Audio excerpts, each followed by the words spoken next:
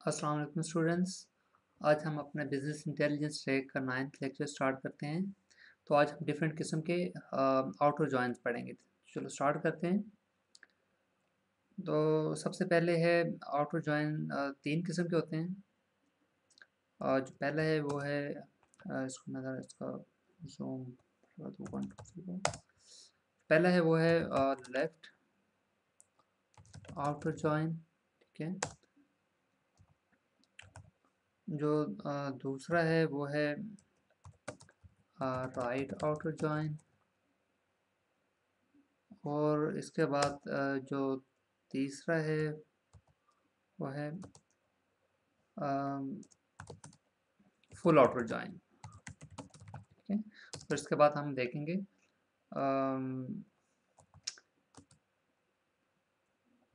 Self join. ठीक है। तो मैंने एक दो टेबल मैंने बनाए हैं।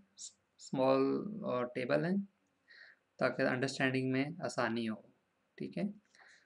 तो टेबल का मैं स्ट्रक्चर आपको दिखा देता हूँ। एक टेबल एम्प्लॉय का है और एक डिपार्टमेंट्स का। ठीक है। तो सिलेक्ट स्टेरिक फ्रॉम एम्प्लॉय। ठीक है। तो इसमें क्या है, इसमें ये हमारे पास एम्प्लॉय की इंफॉर्मेशन। ठीक है। ये आईडी है, ये यूज़र नेम है, फर्स्ट नेम है, लास्ट नेम है और उनके कॉरस्पॉन्डिंग डिपार्टमेंट आईडीज़ हैं। ठीक है, कि ये एम्प्लॉयज़ किस किस डिपार्टमेंट को बिलोंग करते हैं। ठीक है। उसके बाद दूसरा जो टेबल है उसका स्ट्रक्चर भी देख लें। From departments. इसको जब हम रन करेंगे तो ये डिपार्टमेंट्स हमारे पास आ रहे हैं। ठीक है। आईटी, मैकेनिकल, बायोमेडिकल और एरोस्पेस है। अब हम अपनी क्यूरी लिखते हैं। लेफ्ट ऑर्डर जॉइन को कैसे इंप्लीमेंट करेंगे। सिलेक्ट स्टेरिक फ्रॉम, जो पहला हमारे पास टेबल है वो है एम्प्लॉय। इसका मैं एलियस ई देता हूँ। फिर उसके बाद हम लेफ्ट आउटर जॉइन। ये केस सेंसिटिव नहीं है। ठीक है, आप छोटे या बड़े अल्फाज में इसे लिख सकते हैं। लेफ्ट आउटर जॉइन दूसरा टेबल जो है वो है डिपार्टमेंट्स और इसका एलियस में देता हूँ डी। ठीक है। उसके बाद ऑन कीवर्ड, उसके हमने कंडीशन देनी है कि इसको कैसे ज्वाइन करना है। ठीक है। ज्वाइन के बारे में मैंने आपको बताया कि जब भी ज्वाइन हमने यूज़ करना है तो ऑन कीवर्ड जो है वो मस्ट है। ठीक है। तो पहला क्या है ई डॉट। अब ये दोनों टेबल्स के अंदर अगर मैं इसको एग्जीक्यूट करूं तो दोनों टेबल्स के अंदर जो डिपार्टमेंट आईडी है वो कॉमन है। ठीक है। इसमें भी डिपार्टमेंट आईडी और ये भी, इसकी भी आईडी जो है वो भी, मतलब कि ये भी डिपार्टमेंट की ही आईडी है। ठीक है। तो अब हम इसको लिखते हैं ई डॉट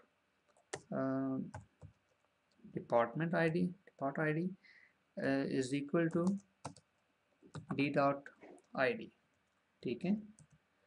अब हम इसको रन करते हैं तो आप देखें ये हमारे पास डेटा आ गया। ठीक है। ये जो इतना इतना डेटा है ये है पहले टेबल का। ठीक है। और अब मैं आपको बताता हूँ कि लेफ्ट ऑटो जॉइन वर्क कैसे करता है। ठीक है। जो पहला टेबल था वो है एम्प्लॉय। तो जब हम ये करेंगे कि पहला टेबल एम्प्लॉई है, उसके बाद लेफ्ट आउटर जॉइन हमें डिपार्टमेंट के साथ है। ठीक है। तो जब हम लेफ्ट आउटर जॉइन यूज़ करेंगे तो लेफ्ट वाले टेबल में से हमें सारी की सारी रो फेच हो जाएंगी, सारी की सारी रो हमें नज़र आएंगी। ठीक है। तो आपने ये देखा डिपार्टमेंट्स के अंदर मैं अगर इसको एग्जीक्यूट करता हूँ तो हमारे यहाँ पे सॉरी एम्प्लॉय जो है ये हमारा लेफ्ट साइड पे टेबल है। ठीक है।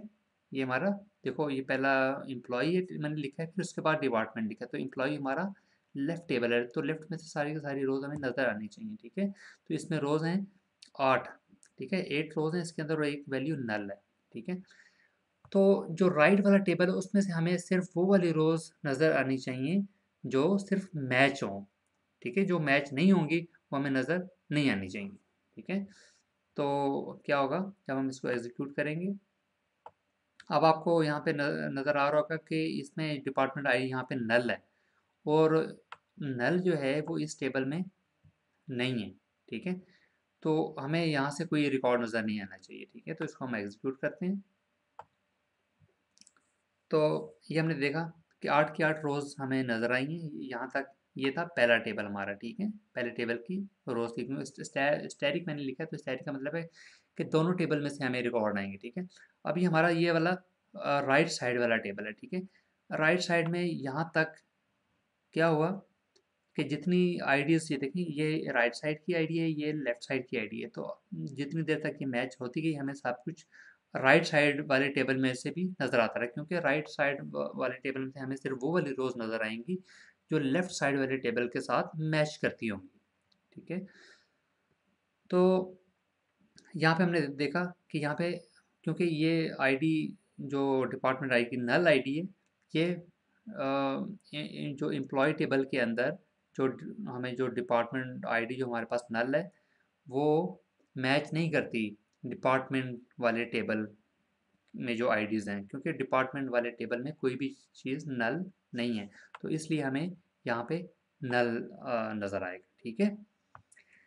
तो लेफ़्ट ऑटो जॉइन इस तरह वर्क करता है कि लेफ़्ट जो टेबल होगा उसमें से सारी की सारी चीज़ें हमें नज़र आएँगी। सारी की सारी रोज़ लेफ़्ट वाले टेबल में से तो हम फेच कर लेंगे, लेकिन राइट वाले टेबल में से हमें सिर्फ वो वाली रोज़ नज़र आएँगी जो जिनकी आईडीज़ मैच करती होंगी, अदरवाइज़ वो उनके कॉरस्पॉन्डिंग जो वैल्यूज़ हैं वो नल हो जाएंगी, ठीक है?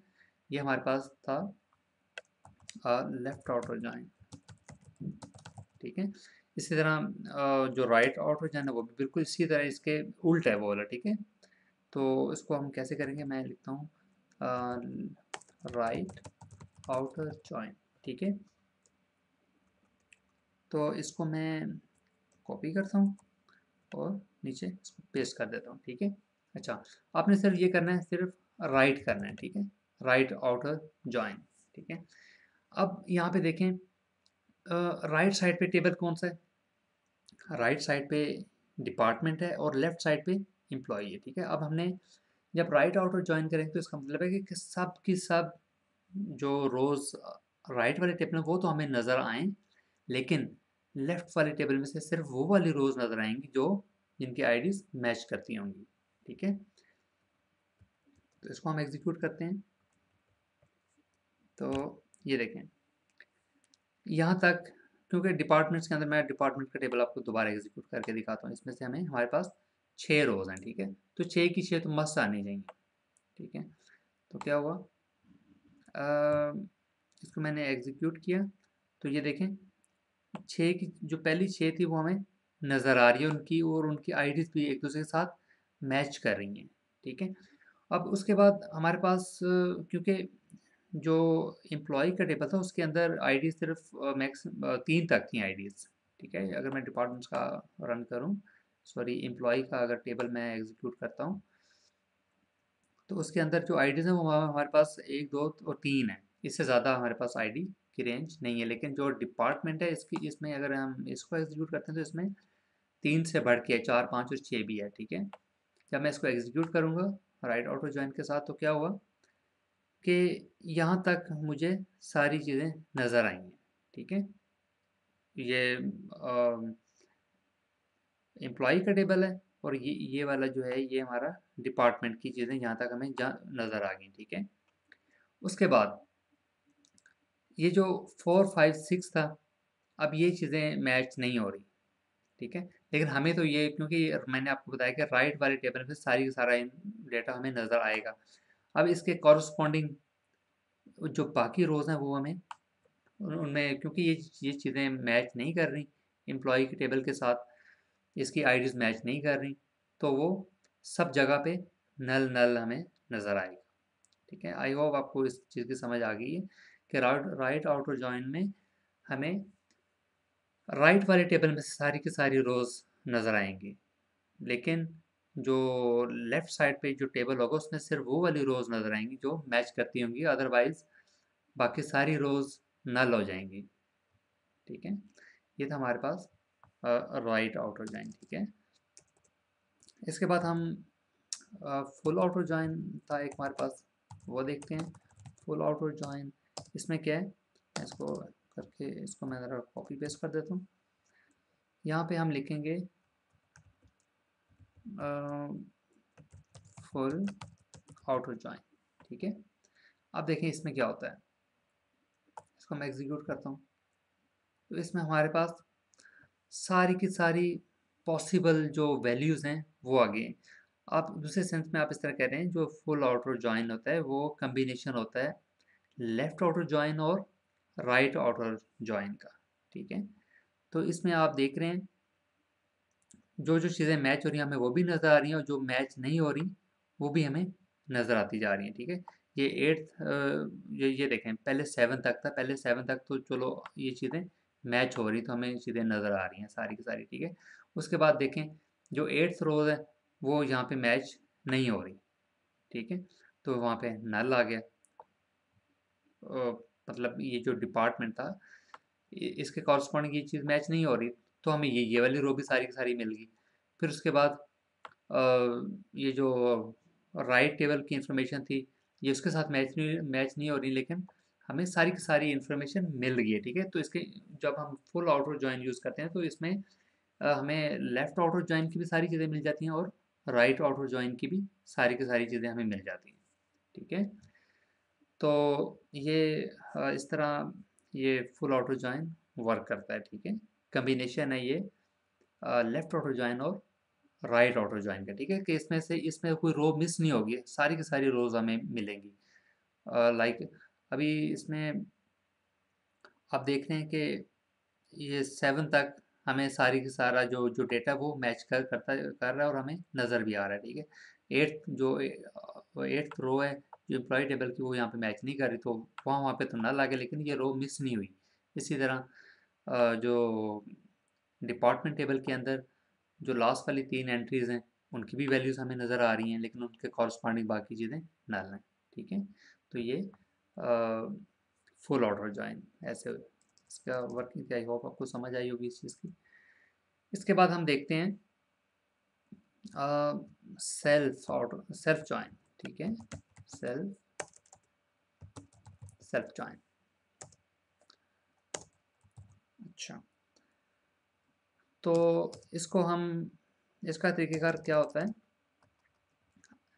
अगर हम ये देखें कि हमारे टेबल के अंदर कुछ इस तरह का रिलेशनशिप बन रहा है, मतलब कि किसी भी किस्म का रिलेशनशिप बन रहा है, तो उस सूरत में हम सेल्फ जॉइन यूज़ करके एप्रोप्रिएट जो इन्फॉर्मेशन है वो हम फेच कर सकते हैं, ठीक है। उसके लिए मैंने एक टेबल बनाया है। टेबल का मैं स्ट्रक्चर आपको दिखाता हूँ। Select static from employ reference, ठीक है। मैं इसको एग्जीक्यूट करता हूँ। इसमें आप देखें इसमें क्या है कि ये हमारे पास जो पहली है ये एम्प्लॉय आईडी है, ठीक है।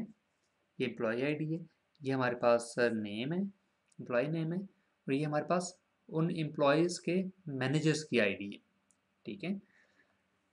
अब ये जो मैनेजर आईडी ये हमारे पास मतलब रेफरेंस है, इसकी जो मेन इन्फॉर्मेशन है वो किसी और टेबल में पड़ी और यहाँ पे ये इसकी फॉरन की है यहाँ पे, ठीक है। अच्छा, अब हम ये देखना चाहते हैं कि अगर हम ये फाइंड आउट करना चाहें कि एम्प्लॉय के पर्टिकुलर एम्प्लॉय का मैनेजर हर एम्प्लॉय का मैनेजर क्या, कौन कौन सा मैनेजर है इसके अंदर, क्योंकि एम्प्लॉय जो है वो सॉरी जो जो मैनेजर है वो भी तो एक एम्प्लॉय है, ठीक है।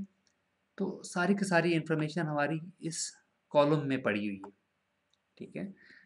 क्योंकि अब हम देखेंगे कि लाइक आसिफ है तो इसका मैनेजर कौन है, अली है तो इसका मैनेजर कौन है, तो और जो मैनेजर है वो इटसेल्फ भी तो एम्प्लॉई है, ठीक है। तो इस तरह की ये एक रिलेशनशिप बन रही है, ठीक है, कि एम्प्लॉय भी इसी के अंदर है और मैनेजर भी इसी के अंदर ही है, ठीक है। तो उसको हम कैसे इसको हम विदाउट क्यूरी इसको हम आइडेंटिफाई करने की कोशिश करते हैं, ठीक है। तो इसका मैकेनिज्म क्या होता है, लाइक आसिफ है, ठीक है। मैं देखना चाहता हूँ कि इसका मैनेजर कौन है, तो मैं देखूंगा इसकी आईडी क्या है, 1 है। तो 1 के कॉरस्पॉन्डिंग मैं देखूंगा कि एम्प्लॉय लाइक मैं ये देखना चाहता हूँ कि 1 के कॉरस्पॉन्डिंग एम्प्लॉय की आईडी कौन सी है, तो एम्प्लॉय आईडी 1 है। तो 1 के अगेंस्ट जो हमारे पास रिकॉर्ड है वो है आसिफ, ठीक है। तो आसिफ जो है वो खुद मैनेजर है, ठीक है। आसिफ का मैनेजर भी आसिफ ही है, तो इसका मतलब आसिफ खुद एक मैनेजर है, ठीक है। उसके बाद अली आता है। अली का हम देखते हैं कि इसके बाद इसके अगेंस्ट जो मैनेजर आईडी है वो 1 है, और 1 के कॉरस्पॉन्डिंग जो एम्प्लॉई है वो यहाँ पे आसिफ है, तो अली का भी मैनेजर आसिफ हुआ, ठीक है। इसके बाद हम आरिफ देखते हैं। आरिफ के कॉरस्पॉन्डिंग जो मैनेजर आईडी है वो 2 है, और 2 के अगेंस्ट कौन सा एम्प्लॉई है, वो है अली। तो आरिफ का जो मैनेजर हुआ वो अली हुआ, ठीक है। तो इस तरह अगर हम फाइंड आउट करने की कोशिश करें तो थोड़ा ये कॉम्प्लिकेटेड हो जाती है ये चीज़, ठीक है। तो इसका सोल्यूशन क्या है, इसको हम अ, ऐसे देखेंगे कि मैं इसके लिए क्वेरी लिखता हूँ कि सिलेक्ट स्टैक फ्रॉम एम्प्लॉज, इसको मैं अब रेफरेंस करना तो मैं इसको देता हूँ E1, ठीक है। और इसको मैं ज़रा मैं ठीक करके लिख लूँ, E1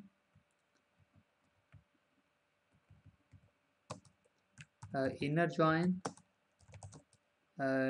E2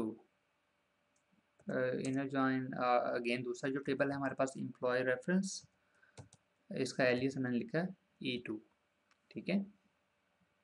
अच्छा, अब इससे पहले ऑन कंडीशन हम बाद में लगाते हैं, पहले ये चीज़ हम यहाँ पे लिख लें, हमें क्या क्या चीज़ चाहिए।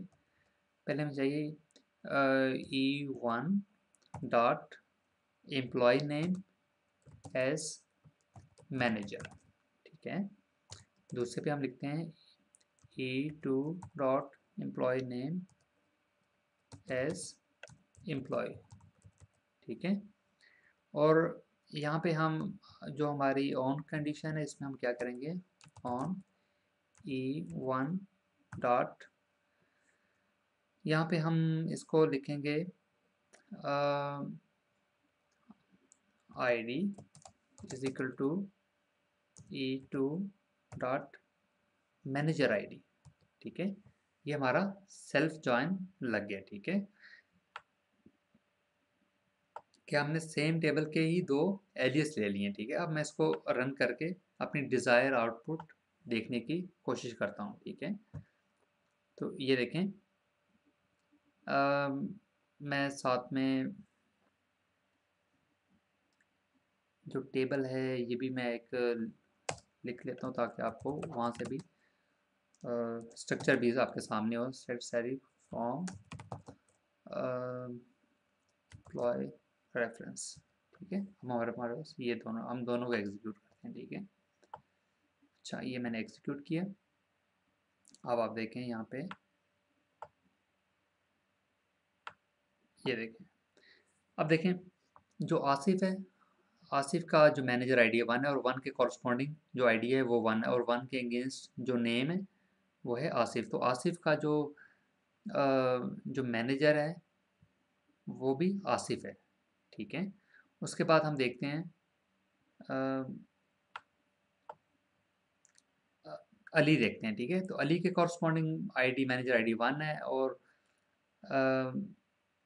1 के कॉरस्पॉन्डिंग जो हमारे पास एम्प्लॉय नेम है वो है आसिफ, ठीक है। तो आसिफ उसी तरह ही आ गया। फिर आरिफ है, लाइक आरिफ के कॉरस्पॉन्डिंग जो मैनेजर आईडी 2 है, और 2 किस एम्प्लॉय के अगेंस्ट है, वो है अली, ठीक है। तो आरिफ का जो मैनेजर वो अली है। अब हम कासिम देखते हैं। कासिम के कॉरस्पॉन्डिंग जो मैनेजर आईडी वो 3 है, और हम 3 यहाँ पे देखते हैं कि 3 के अगेंस्ट कौन सा एम्प्लॉय है, वो है आरिफ। तो कासिम का आरिफ है। इस तरह हम लास्ट रिकॉर्ड देखते हैं, नासिर है। नासिर की जो मैनेजर आईडी है वो 5 है, और 5 के कॉरस्पॉन्डिंग जो एम्प्लॉय है वो है हमारे पास आसिम, ठीक है। तो आपको आई होप इस चीज़ की समझ आई है कि ये किस तरह वर्क कर रहा है, ठीक है। अब हमने, अब क्यूरी की मैं आपको थोड़ा सा इसको समझाता हूँ कि हमने यहाँ पे E1 डॉट आई डी लिखा है, हमने ये क्यों नहीं लिखा कि E1 डॉट, और यहाँ पे हमने लिखा है कि E1 डॉट एम्प्लॉय नेम जो है वो हमारा मैनेजर है। ये हमने क्यों नहीं लिखा कि E1 डॉट एम्प्लॉय नेम हमारा एम्प्लॉय है, और यहाँ पे हमने E1 डॉट आईडी की जगह हमने E1 डॉट मैनेजर क्यों नहीं लिखा। अगर हमने यही कॉलम अगर रहने देते हैं, मैं पहले कहता हूँ कि E1 dot employ name as manager है, ठीक है, यहाँ पे मैं इसको मैनेजर कह रहा हूँ और यहाँ पे मैं कह रहा हूँ कि E1 डॉट ID और ID यहाँ पे एम्प्लॉय की है। ठीक है, तो ये किस तरह की चीज़ बन रही है। ठीक है, तो इसको हम कैसे देखेंगे कि जो हमारा एम्प्लॉय है वो भी तो, जो हमारा सॉरी मैनेजर है वो भी तो एक एम्प्लॉय है। ठीक है, तो जब हम यहाँ पे लिखेंगे कि E1 डॉट ID, ठीक है, कि जो हम एम्प्लॉय ढूंढना चाह रहे हैं वो किस बेस पे हम ढूंढना चाह रहे हैं। ठीक है, तो हम ये देख रहे हैं कि हमारा जो एम्प्लॉय है उसकी आईडी, क्योंकि हमने तो फाइंड आउट करना है कि मैनेजर के यहाँ पे मैनेजर्स कौन कौन से हैं। ठीक है, तो मैनेजर तो खुद भी एक एम्प्लॉय है। तो हम क्या करेंगे, एम्प्लॉय वाला जो ये, क्योंकि ये जो फील्ड हम ले रहे हैं ये एम्प्लॉय टेबल के साथ ले रहे हैं। ठीक है, हम कहते हैं कि एम्प्लॉय की जो आईडी है वो किसके बराबर हो, वो मैनेजर आईडी के बराबर हो। तो फिर ही हमें पता पता चलेगा ना कि वो एम्प्लॉई एक मैनेजर भी है। ठीक है, तो उसके कॉरस्पॉन्डिंग हम ये लिख लेंगे E1 dot employee as a manager. क्योंकि हमें कैसे पता चलेगा कि ये जो एम्प्लॉई है ये मैनेजर है, वो इससे इस कंडीशन से हमें पता चल रहा है कि हम उसको खुद से ये चीज़ कह रहे हैं कि जो एम्प्लॉई आईडी हो उसकी जो एम्प्लॉई की जो आईडी है वो मैनेजर की आईडी के बराबर हो, तो फिर हमें ये चीज़ मिले। ठीक है, तो इस तरह ये हमने फाइंड आउट कर लिया डिफरेंट तरह के रिलेशनशिप्स। आई होप आपको इस चीज़ समझ आई होगी। अगर आपको फिर भी इसकी समझ ना आई हो तो कमेंट्स बॉक्स में आप कमेंट्स कीजिएगा, फिर मैं उसके कॉरस्पॉन्डिंग रिप्लाई आंसर करूँगा। ठीक है, तो आज के लिए हम अपने लेक्चर को यहीं तक महदूद करते हैं। ठीक है, तो इंशाल्लाह नेक्स्ट लेक्चर में आपसे मुलाकात होगी। अल्लाह हाफिज़।